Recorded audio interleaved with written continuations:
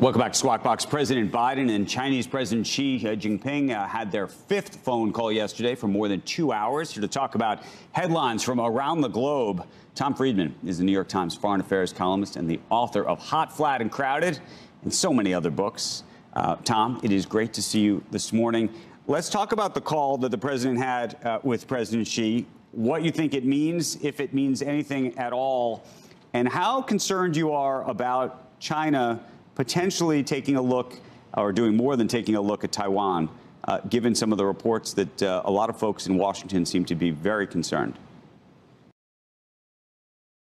Well, Andrew, good to be with you.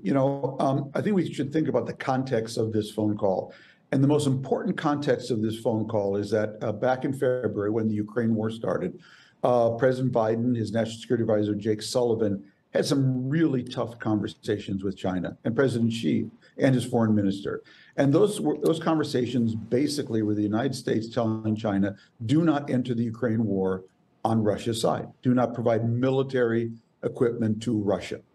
Lo and behold, China, for its own reasons, Andrew, for its own national interest, did not do that.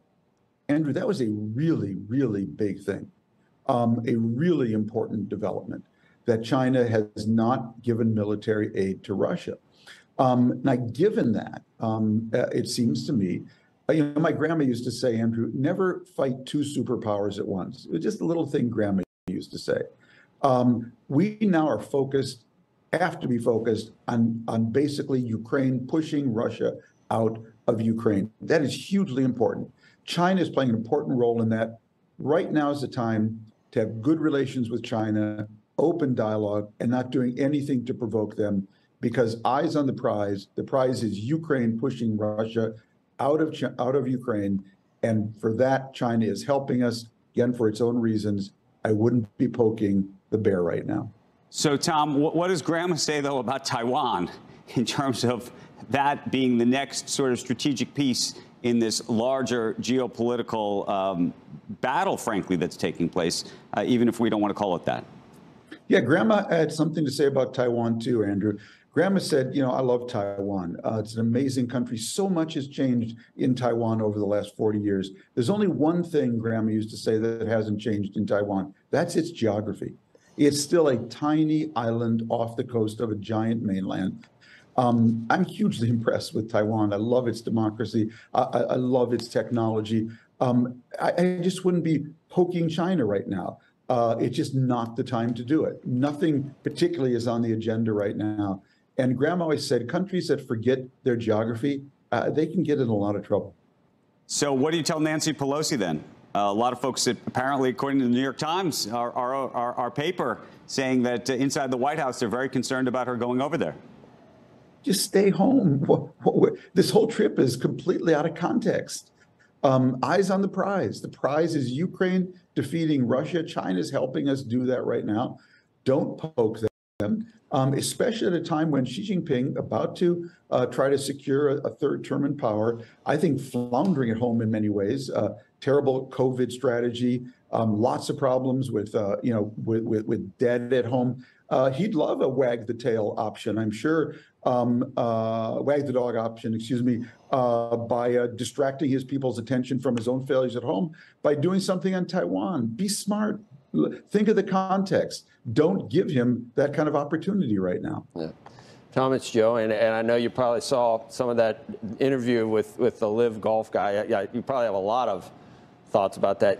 And not everybody knows how good he is. Your handicap gone up at all, Tom? What is it, a 4? I mean, he really well, this is Caves Valley Golf Club behind me, Joe, so you know what I'm doing today. No, so honestly, 4 or 5. I mean, he's a bona fide. I want to get his views on Live in a moment. I wish I was that low. I want to get your views on this, and I know I can ask you this question. I was hoping to get. It's an issue related to the China discussion. You're a voracious reader. I know you probably saw this yesterday. It is the New York Post that talks about President Biden, his son's business dealings in China. It's the New York Post. It's not the Washington Post. It's not the New York Times. In your view, would you say there's been a reluctance for major media outlets to pursue that story? And is that okay, do you think? Or is it important? Do you feel it's important that we follow the evidence here to see where it all leads, whether the president's son benefited from influence peddling, or whether even the president himself may have benefited, President Biden himself, from influence peddling? Is it a story? Absolutely. You pursue these stories onto their innermost parts. I know the New York Times felt it didn't pursue it originally as much as it wanted to. Then it followed up, as I recall. Not an expert on that story, but yeah, I'm all for getting to the truth wherever it leads. It plays into the Pelosi piece.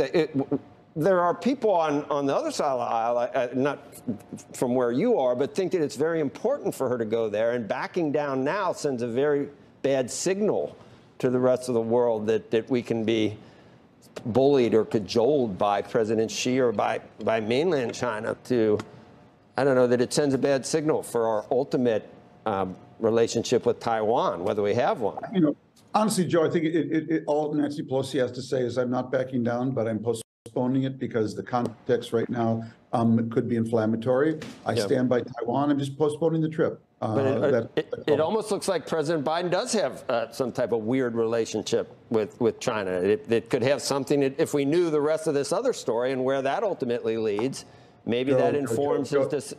No? This is hardcore geopolitics. As I said at the beginning, China did something really important in the most important geopolitical story of our time right now, and that is the Ukraine effort to push Russia out of Ukraine. China did that for its own reasons, but that is very important to our geopolitical interests, and we should be focusing on sustaining, keeping China out of that war. Don't fight two superpowers at once. That's stupid.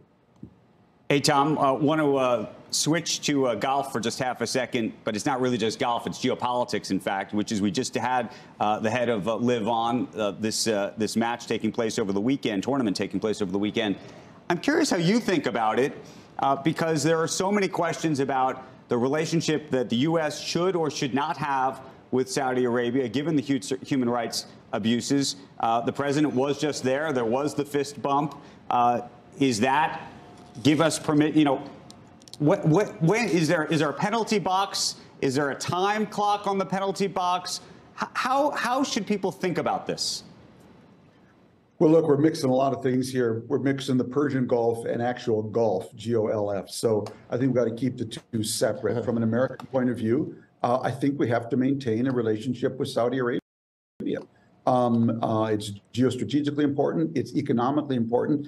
It's hugely important. The reforms continue in Saudi Arabia, the religious reforms, the social reforms, because Saudi Arabia is the beating heart of the Islamic world. And so I think you can, on the one hand, condemn them harshly for what they did to Khashoggi. You can keep an arm's distance between the president and the current leader. But the fate and future of Saudi Arabia is a hugely important U.S. strategic interest. As for the Live Golf Tour, I think that's a wholly different kettle of fish. I think it was a huge mistake from Saudi Arabia. Basically, they've spent $1.5 billion taking the murder of Khashoggi from the news pages to the sports pages. That's the biggest thing that they've done. I don't think it's a serious thing. Look, when I grew up, Andrew, I loved to go to the circus. And I love to watch acrobats and the trapeze, but I never confused the circus with the Olympics. And Tom Friedman, we are up against a hard break. I want to thank you. Sure. We hope you have a great weekend and look forward to talking to you again very, very soon. Always so smart on so much.